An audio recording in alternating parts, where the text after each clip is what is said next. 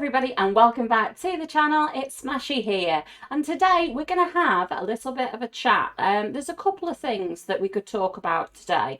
Number one is that for the first time Final Fantasy XIV has taken over World of Warcraft in terms of active subscribers and players in general, and also the amount of WoW creators that are suddenly playing Final Fantasy XIV and speculating on why this is, and just explaining to my Final Fantasy community why that may be and what I think, so my personal opinions on what I think this means for the game and for those creators moving forward into the future. So just addressing that first point. So number one, Final Fantasy XIV has finally overtaken World of Warcraft in terms of active users. What this means is that, for a start, it's active users, so not people who just come on and try Final Fantasy and then go away again. These are people who constantly log into the game on a regular basis, and this includes both people on a trial account as well as people who subscribe to the game. So even though it is counting subscribers and it's also counting trials, they are both contained within that active users category, and it doesn't include people who just log on, try the game for a little while and then don't come back. So some streamers, you could say, who are trying Final Fantasy for one stream and one stream only, it doesn't have a huge impact on that game. Now, why is this happening? For a start, so World of Warcraft is going through a bit of a lull, for a loss of a better word. What this means is that WoW, for the first time in a long time, is having a content drought. It means that a lot of World of Warcraft players are getting extremely frustrated with Blizzard, who are the developer, as well as, you know, the game in general. They feel that it's a very systems driven game. The systems are what they're logging in to complete each day. They're doing daily tasks in the game, and it feels like they're just on a repeat and a repeat every single day. There are other things that you can be doing in World of Warcraft, such as achievements and raids and things like that. But when you have been playing a game that was released in November and you're still playing that content patch in middle of June, so it's the 13th today, you would end up being quite frustrated. There has been very little added to the game apart from tweaks here and there on the systems since the game was launched. The expansion of Shadowlands was launched in November time, and that was already delayed, and there have been excuses made, whether they're true or false, by Blizzard, saying that obviously with COVID it has caused quite a lot of problems, but they are competing against other studios such as Square Enix, who have managed to continue to provide the Final Fantasy community with an upstanding game regardless of the conditions in the world. So Blizzard are, really up against it when it comes to keeping their players happy. And you know yourselves, you don't want to be doing the same thing every single day. It's monotonous, it's boring. And so that's why people are starting to look for a different game. Now, in terms of whether this will be a permanent change for people is yet to be discovered, really. It may just be that people are looking for a means to keep themselves occupied for the short term until patch 9.1 in World of Warcraft is finally released. Regardless, it means that the Final Fantasy community is growing and therefore the active users are growing. Of course, there will be other reasons. Of course, Final Fantasy is a very polished and exciting game, and it won't be just the World of Warcraft community that are starting to play the game, but the guys who are coming over from World of Warcraft are bolstering the numbers, and those people coming over from WoW, they might bring their friends with them, or they might be a creator such as myself who brings some of that community with them. So that leads us on to the creators themselves. One thing to look at when it comes to the different creators that are starting to play Final Fantasy XIV, specifically that have come from World of Warcraft, you're looking at such a diverse mix of creators, but you're also looking at some of the most prominent World of Warcraft streamers and YouTubers that are starting to play Final Fantasy XIV. Asmongold was actually one of the most recent streamers who have said that they will be playing. What is interesting about this is not only does he have over 2 million followers on Twitch, but he also has 587 subscribers on YouTube.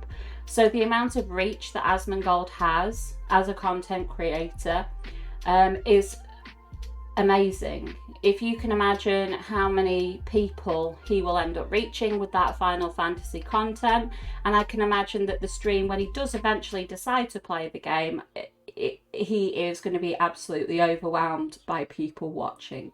And from having watched his content recently, he has asked his community to be respectful when he is playing the game. I'm sure that he does want it to be a fun experience, or else he wouldn't be trying it.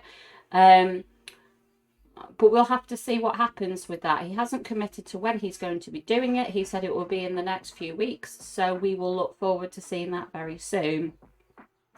Preach is another content creator. He's from just down the road from me in Manchester. He said that he will be trying it, and I believe there has been some YouTube content around that already. So he is sitting at around 427,000 subscribers on YouTube. Fuchsia is another World of Warcraft Twitch streamer. So she's from Sweden. She has quite a good following. She has been streaming Final Fantasy already. The peak stream in which she streamed Final Fantasy XIV was actually at 38,000 viewers. Snowmixy, she is predominantly a PvP WoW creator. She also plays PvE. This week she's been playing Burning Crusade on a Warlock, I believe. And, you know, going into the raids and things like that, so quite mixed content. Her peak for Final Fantasy was 42,500 viewers. And then there's a couple of others. So Bellular, as we all know, Bellular has been doing some content on Final Fantasy, and the content that he's put up so far has been very developer focused. So he says a lot of things that I don't even think about when it comes to analysing a game. So he looks at things like the quality of the shadows and things like that. I didn't even consider looking at shadows and things like that when I moved over from World of Warcraft into Final Fantasy. So it's a very interesting account of what he thinks of the game from a game developer's point of view. But just to give you an idea of his following, he has 3 different YouTube channels, and he does a Friday stream that's through YouTube as well. His main Bellular Gaming, which is most of his World of Warcraft content, has 607,000 YouTube subs. He has his Bellular News, which covers a lot of the gaming industry rather than just one specific game. That's at 222,000 YouTube subs. And then recently he has his Bellular Clips channel, which is sitting at 35,000 YouTube subs. So yet again, when you combine that all together, you're talking, you know, 850,000-ish viewers on there as well. Of course, because they are 3 separate channels, there might be some crossover there of the same people following each of the different channels. Last but not least, I wanted to mention Meeix. So Meeix is a smaller streamer in comparison and creator in general compared to the others that I've mentioned. She actually tried streaming Final Fantasy XIV as well, and she had a peak of 7,500 viewers on that stream. The reason why Meeix is significant is it is a very good number. She certainly gets a lot more viewers than I do. But also Meeix is a German creator. So in World of Warcraft, in the European servers, we have English, French, Spanish, German and Russian. I hope I've mentioned them all there. So Meeix will have her own community. She plays on German servers. So that is 7,500 viewers that might not watch. There might not be a crossover because of a language barrier, perhaps between her viewers and some of the other streamers. So I do think it's quite important. The attitudes in these creators are changing as well. So Bellular is a creator that I have been watching for absolute years. So before he set up his Coffee Box Gaming studio, I have watched him go from a one-man band up to the content that he is creating today with a full team of people.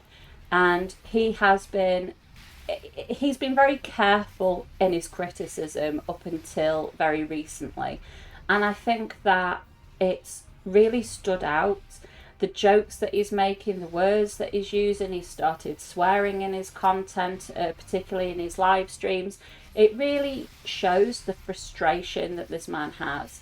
And it's, Asmongold has always, had that air that he speaks how he feels. But recently, there's been a video, in the last week from Asmongold, which was titled Blizzard Failed WoW Shadowlands. And it's not that Asmongold uploads all of those videos themselves. I believe that he also has a team that uploads the videos. But these creators are just getting to boiling point, and it is such a shame to see them go this way. But the bad taste that they have in their mouths is obviously driving them into finding different content, and possibly for their own mental well-being, just trying something new whilst they're unable to get any new content from WoW Shadowlands at the moment.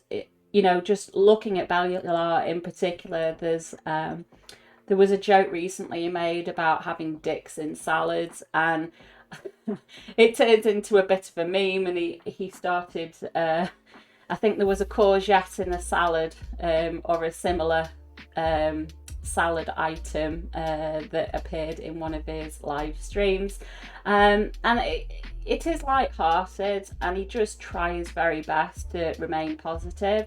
But I think it's just getting to the point where creators are starting to look elsewhere. Why are they behaving this way? It's because they care. And Asmongold has said this himself, and it was quite a while ago. It was a couple of months ago now. But the reason why they get cross, or I'm not going to say angry because I don't want to presume that I understand how they feel, but the frustration is because they care. They've dedicated, money, time, their reputation is based upon these different developer studios. They're based on Blizzard, Square Enix, whoever. And for a game to suddenly drop out of its normal fashion, and for them to not have the content to be able to create around themselves, means that their personal community, their channel, their streams, their videos, they're all naturally going to change if they are stuck in a repetitive cycle from the game that they are playing each day. What does this mean? So for me, I think it means fairly little in terms of the creator interest. I think that most of their communities are centered around the individual game of World of Warcraft in which they play. I think that as soon as patch 9.1 comes, those streamers will return to their homes. The thing that I think will change the most is all of their reach and the people that they have been interacting with whilst they've been going through this transition back into. They are obviously hyping other people's interest, their community's interest in another game. So what is to stop John from watching one of these creators' streams, trying the Final Fantasy XIV trial themselves, and then they stay there? Maybe some people just like me are done with World of Warcraft and have been looking for a way out for some time, and one of these well reputable creators has mentioned Final Fantasy XIV. They try it themselves and then they don't leave. And then you have the knock-on effect of John has gone to Final Fantasy XIV and he has 2 or 3 other close friends that are still on World of Warcraft. What's to stop them from moving over as well? That's the main thing that I think is going to change. But that's this. It was just a quick video, really, just to give my thoughts. I don't think that WoW is going to lose all of its content creators. I think that the community balance will shift. I think we're already seeing that, as proven with the active users figures. But all in all, I hope Blizzard can recover from this. I have seen a few things from the PTR, and some of the creators have mentioned that the PTR does look quite exciting. And then I hope that the creators who have enjoyed World of Warcraft for so long will find some enjoyment in that new patch, and they're able to return and continue to create some amazing content for us. So thank you very, very much for watching this video. I hope that you've enjoyed it. It was just a little summary of what's going on, just explained in my own words, so that if you guys in the Final Fantasy XIV community weren't aware of it, now you have a little idea of what's going on. So thank you so much. If you would like to leave me a like on the video and subscribe if you'd like to see some more content from me in the future. So have a lovely day and I'll see you soon.